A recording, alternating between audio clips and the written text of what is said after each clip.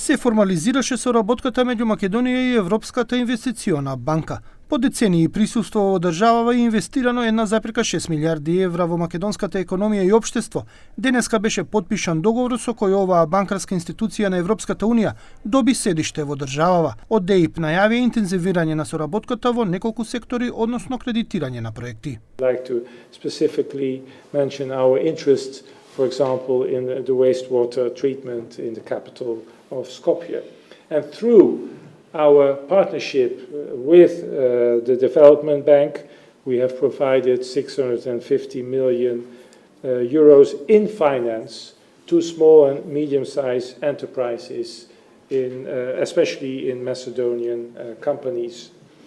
Our technicians within the bank offer help and support to create new projects and transfer knowledge to green the financial and the corporate sector. Задоволен од отварањето на представништвото беше и министерот за надворешни работи и надворешна трговија Тимчо Муцунски.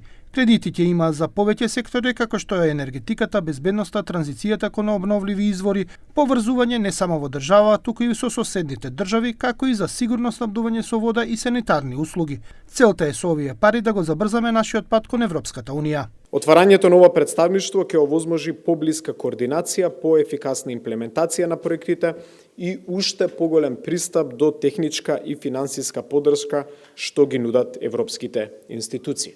Муцунски на пресконференцијата најави дека неговото министерство во првата половина од 2026 година ќе започне посети на региони во Африка и Азија, со цел да се даде поддршка на македонските компании да отворат нови пазари на овие континенти. Дискутираме веќе и со стопанските комори, да не биде тоа само политички и економска посета од страна на влада, G2G сегмент, туку да бидеме придружени од представници на нашата деловна заедница, за да има и G2B и B2B елемент кој што е еднакво значаен, ако не и позначаен, за веднаш нешто конкретно да можеме да создадеме. Муцунски истакна дека многу скоро ќе се отвори амбасада во Саудиска Арабија, а исто така наскоро државата и граѓаните ќе ги почувствуваат добрите ефекти од посетата што имаше премиерот Мицкоски на Обединетите Арапски Емирати.